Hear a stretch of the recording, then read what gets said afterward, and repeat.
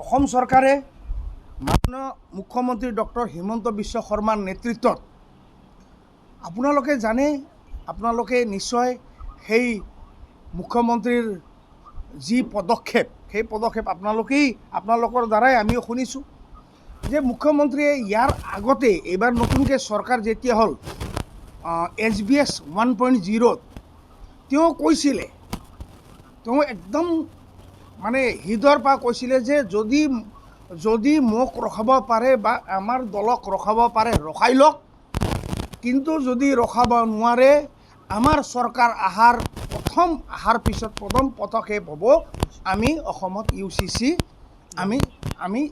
UCC আমি introduce কৰিম, অসমত আমি UCC লাগু কৰিম। তেওঁ কথামতে কাম, সেই হিচাপে তেওঁ অসমত সেই যোৱা বিধানসভা নিৰ্বাচনত অসমৰ UCC আপোনাৰ অসম বিধানসভাৰ পৰা পাছ হ'ল। আচ্ছা, UCC কিহৰ কাৰণে আপোনালোকে জানে? কেলে UCC লাগে? বিশেষকৈ UCCৰ কিছুমান বৈশিষ্ট্য আছে। UCCয়ে অসমত সমান নাগৰিক সংহিতা, বিশেষকৈ মহিলাসকলক যি অত্যাচাৰ, বিশেষকৈ বিবাহিকভাৱে বা অন্য হিচাপে যি অত্যাচাৰ মহিলাৰ ক্ষেত্ৰত হৈছিলে তাক বাধা দিবলৈ অসম চৰকাৰে তথা অসমৰ সৰ্বকালৰ সৰ্বশ্ৰেষ্ঠ মুখ্যমন্ত্ৰী ডক্টৰ হিমন্ত বিশ্ব শৰ্মাই পদক্ষেপ গ্ৰহণ কৰিলে। UCCৰ দ্বাৰা অসমত যিসকল মহিলাই প্ৰতাৰিত হৈ আছিলে, যিসকল মহিলাই বিশেষকৈ পুৰুষৰ দ্বাৰা অত্যাচাৰৰ বলি হৈ আছিলে, সেই সকলো মহিলাক পৰিত্ৰাণ দিবলৈ অসমত UCC অনা হ'ল। UCCৰ দ্বাৰা কি কাৰণত UCC আনিব লগা হ'ল? আপোনালোকে জানে, চাহবানুৰ কেছ আপোনালোকে ভালকৈ জানে, তেনেকুৱা বহুত কেছ হৈছে। সেইবোৰ কেছৰ ওপৰত অৱলোকন কৰি মাননীয়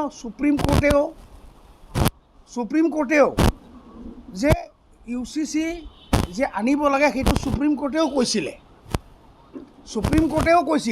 সেই সুপ্ৰিম কোৰ্টে কোৱাৰ ধৰণে যে আজি অসমকে ধৰি আজি বিশেষকৈ বিজেপি শাসিত ৰাজ্যত প্ৰথমতে গোৱাত কেতিয়াবাই আপোনাৰ UCC ইন্ট্ৰডিউচ হৈছিলে, তাৰপিছত আপোনাৰ আমাৰ উত্তৰাখণ্ডত হ'ল, তেনেকৈ গুজৰাটত হৈ আছে। আমাৰ এটাকৈ এতিয়া UCC আমাৰ এই জাষ্ট অসমত আজি যোৱা বিধানসভাত হ'ল।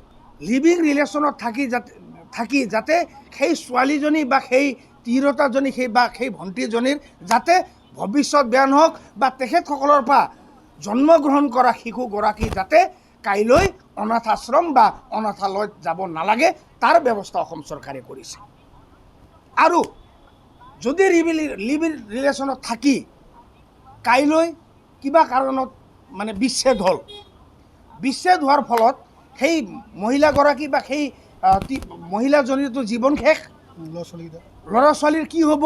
ল'ৰা ছোৱালীৰ দায়িত্ব যাতে সেই যিজনৰ লগত লিভিং ৰিলেশ্যনত থাকিব তেওঁ ল'ব লাগিব, আৰু তেওঁৰ সমান সম্পত্তি যাতে সেইজনী যিজনী মহিলাগৰাকীয়ে লিভিং ৰিলেশ্যনত আছে তেখেতে সমান অধিকাৰ সম্পত্তিৰ পাব, তাৰ কাৰণে UCC অনা হ'ল।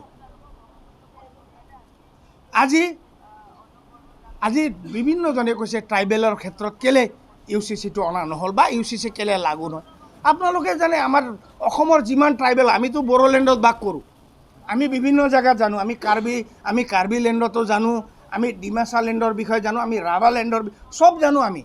কিন্তু এই UCC নহয়, আমি আজি আনিব লগা হ'ল, অসম চৰকাৰে আনিব লগা হ'ল বেলেগ জাতি জনগোষ্ঠীৰ কাৰণে। কিন্তু ট্ৰাইবেলে অলৰেডি UCC মানি আজি প্ৰায় 1000 বছৰৰ পৰা তেখেতসকলে UCC মানি আজি সমাজ ব্যৱস্থা চলি আছে, কাষ্টমাৰী ল চলি আছে তেখেতসকলৰ।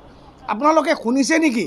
মইতো শুনা নাই যে কোনোবা ট্ৰাইবেলে 5টা বিয়া পাতা মই আজিলৈকে শুনা নাই। এনেকুৱা হ'ব পাৰে কোনোবাৰ বিবাহ বিচ্ছেদ হৈছে, কোনোবাই মানে বেলেগ এটা বিয়া পাতিছে, কিন্তু সমাজৰ বা তেওঁলোকৰ যি কাষ্টমাৰী ল আৰু সামাজিক যি ন্যায় নিয়ম নীতি সেইটোক মানিহে তেওঁ বেলেগ এটা বিয়া পাতে ট্ৰাইবেলে। সেইকাৰণে ট্ৰাইবেলৰ ক্ষেত্ৰত UCCৰ পৰা ট্ৰাইবেলক মানে দূৰত ৰখা হৈছে। অলৰেডি ট্ৰাইবেল সমাজত UCC ইমপ্লিমেণ্টেড আছে। আত্মাটো বুজি পাই আজি অসমৰ চৰকাৰে বিজেপি দলে মাননীয় মুখ্যমন্ত্ৰীয়ে আজি UCC আনিছে। তাৰ বাবে আমি গৌৰৱান্বিত।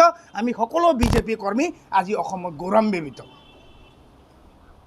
আপোনালোকে জানে লাভ জিহাদ হৈ আছে। আপোনালোকে চবেই জানে। পৰহিৰ দিনা আপোনালোকে নলবাৰীৰ ঘটনা এটা শুনিলে। আপুনি কেনেকুৱা ধৰণৰ লাভ জিহাদৰ দ্বাৰা আমাৰ এজন হিন্দু যুৱকক নৃশংসভাৱে হত্যা কৰিলে। কিন্তু তাৰ পিছতে অসম পুলিচে সেইজনক শ্বুট কৰিলে বা অসম পুলিচে তাক মানে এনকাউণ্টাৰ কৰিলে। কিন্তু এনকাউণ্টাৰ কৰাৰ পিছত এই বিৰোধী পক্ষ বিশেষকৈ কংগ্ৰেছ আৰু তেওঁৰ লেঙুৰত থকা কেইজনমান বিৰোধী পক্ষই কেনেকুৱা ধৰণে হাল্লা কৰি আছে আপোনালোকে দেখা পাইছে। সেই হিন্দু যুৱকজনক মাৰতে, আমাৰ অসমীয়া ডেকা ল'ৰা এজন যুৱকজনক মাৰতে কিন্তু কোনো মাত মাতা নাই। কিন্তু যোনে কালপ্ৰিট তাক মাৰতে কেনেকুৱা ধৰণৰ কথা ওলাই আছে দেখিছে। সিদিনা চাওক, বকৰি ঈদৰ দিনা আপোনালোকে দেখা পাইছে UPত কেনেকুৱা ধৰণৰ এটা ঘটনা হ'ল যে বন্ধু বুলি মাতি বকৰি কেনেকৈ হালাল কৰে বুলি দেখাম বুলি মাতি সেই ডেকা ল'ৰাজনক হালাল কৰিলে। এনেকুৱা ধৰণৰ মানসিকতাৰ পৰা পৰিত্ৰাণ পাবলৈ আজি অসম চৰকাৰে এই UCCৰ দৰে বিল আৰু অনাগত দিনত আৰু এইবোৰ ৰোধ কৰিবলৈ বেলেগ বিল অসম চৰকাৰে লৈ আহিব। আজি লিভ ইন ৰিলেশ্যন, আপোনালোকে জানে লিভ ইন ৰিলেশ্যনো অসমত বহুত আছে। অসমৰ পৰা বিভিন্ন জেগাত গৈ বেংগলোৰ, হায়দৰাবাদ, দিল্লীত গৈও লিভিং ৰিলেশ্যনত আছে। সেইটোক লৈ অসম চৰকাৰে আপত্তি কৰা নাই। লিভিং ৰিলেশ্যনত থাকিব পাৰে। কাৰোবাৰ মন কাৰোবাৰ লগত মিলিছে, কোনোবা থাকিব পাৰে। কিন্তু সেইটো বৈধভাৱে থাকক না, অবৈধভাৱে নহয়। তাৰ কাৰণে ব্যৱস্থা কৰিছে অসম চৰকাৰে কি লিভিং ৰিলেশ্যন থাকক, কিন্তু আপোনালোকে অসম চৰকাৰত ৰেজিষ্ট্ৰেশ্যন কৰিব লাগিব। অসম চৰকাৰক জনাব লাগিব যে আমি লিভ ইন ৰিলেশ্যনত আছোঁ, যাতে সেই লিভ ইন ৰিলেশ্যনত থাকি কাইলৈ যদি সেই দম্পতীগৰাকীৰ যদি কাইলৈ ল'ৰা ছোৱালী জন্ম হয়, তাৰ দায়িত্বটো যাতে সেই লিভ ইন ৰিলেশ্যন থকা ব্যক্তিজনে ল'ব লাগিব। তাৰ বাবে অসম চৰকাৰে UCC লৈ আহিছে। এটা বিশেষ সম্প্ৰদায়ৰ মাজত সেই সম্প্ৰদায়ৰ আপোনালোকে জানে, যদি 11-12 বছৰ হৈ যায় ছোৱালী, মানে পুষ্পাষিতা হৈ যোৱাৰ লগে লগে সেই ছোৱালীজনক বিয়া পাতাৰ যি ছিষ্টেম এটা আছে, এটা বিশেষ সম্প্ৰদায়ৰ মাজত এটা বিশেষ ধৰ্মীয় সম্প্ৰদায়ৰ মাজত সেই ছোৱালীজনীয়ে 11-12 বছৰৰ ছোৱালীজনীয়ে যদি ল'ৰা ছোৱালী জন্ম দিব লগা হয়, বা 13-14 বছৰৰ ছোৱালীজনীয়ে যদি ল'ৰা ছোৱালী জন্ম দিব লগা হয়, তাইৰ অৱস্থা 20-22 বছৰ 25 বছৰত কি হয় আপোনালোকে ভালকৈ অনুধাৱন কৰক। সেই তেনেকুৱা ধৰণৰ পদ্ধতি বা তেনেকুৱা ধৰণৰ ব্যৱস্থা বন্ধ কৰিবলৈ আজি UCC অনা হৈছে। আপোনালোকে জানে ইণ্ডিয়ান কনষ্টিটিউশ্যনৰ আৰ্টিকল 44 মতে সুপ্ৰিম কোৰ্টেও জাজমেণ্ট দিছে যে UCC আনিব লাগে। কাৰণ এনেকুৱা ধৰণৰ কেছ বহুত সুপ্ৰিম কোৰ্টে অলৰেডি হেণ্ডেল কৰিছে। আৰু কিমান হেণ্ডেল আমি কৰিব পাৰিম যদি এনেকুৱা ধৰণৰ আইন নানে, তেতিয়াহ'লে কিন্তু অনাগত দিনত আমাৰ অসমত থকা বা ভাৰতত থকা মহিলাবিলাকৰ কিন্তু বিপদ হ'ব, বা মহিলাসকলে সদায় মানে নিষ্পেষিত, নিপীড়িত বা প্ৰতাৰিত হৈ থাকিব বুলি সুপ্ৰিম কোৰ্টেও চিন্তা কৰি ভাৰত চৰকাৰক জনাইছিলে। সেই গতিকে আজি UCC অনা হৈছে। আৰু আপোনালোকে জানেই UCCৰ দ্বাৰা যে বয়স আগতে কি হয়, 17 বছৰৰ ল'ৰাই 13 বছৰৰ ছোৱালী বিয়া পাতে, 15 বছৰৰ ল'ৰাই 11 বছৰৰ ছোৱালী বিয়া পাতে। কিন্তু এতিয়া যেতিয়া UCC ইণ্ট্ৰডিউচ হ'ল, ছোৱালী হ'ব লাগিব 18 বছৰৰ, ল'ৰা হ'ব লাগিব 21 বছৰৰ প্ৰাপ্তবয়স্ক হ'ব লাগিব। আৰু এটা আপোনালোকে চাওক, তালাক বুলি ক'লে এজন মাইকী মানুহৰ জীৱন শেষ। 3 তালাকটো আমি আমাৰ চৰকাৰে অলৰেডি এইটো 3 তালাক ডিচিজন, 3 তালাকৰ আইন আনি 3 তালাক শেষ কৰিছে। কিন্তু UCCয়েও এটা প্ৰটেকশ্যন দিব যে কোনো তালাক বুলি ক'লে তালাক নহয়। মানে বিবাহ বিচ্ছেদৰো এটা ছিষ্টেম আছে। আইনী ক্ষেত্ৰত যদি দুয়ো পক্ষ সন্মতি হ'ব তেতিয়াহে বিবাহ বিচ্ছেদ হ'ব। আৰু বিবাহ বিচ্ছেদ হ'লেও সেই যোনে বিচ্ছেদ বিচাৰিব, বিশেষকৈ পুৰুষ মানুহৰ সম্পত্তি যি আছে তাৰ আধা গৰাকী হ'ব সেইজন মহিলা যিজনক বিচ্ছেদ কৰা হ'ব। সেই ব্যৱস্থাবিলাক, সেই আইনসমূহ অনা হৈছে। সেই গতিকে এই আইন অনা হৈছে সম্পূৰ্ণ মহিলাক, বিশেষকৈ মহিলাসকলক সংৰক্ষণ দিবলৈ। ইয়াত হিন্দু, মুছলমান, খ্ৰীষ্টান, বুদ্ধিষ্ট বুলি একোৱেই নাই।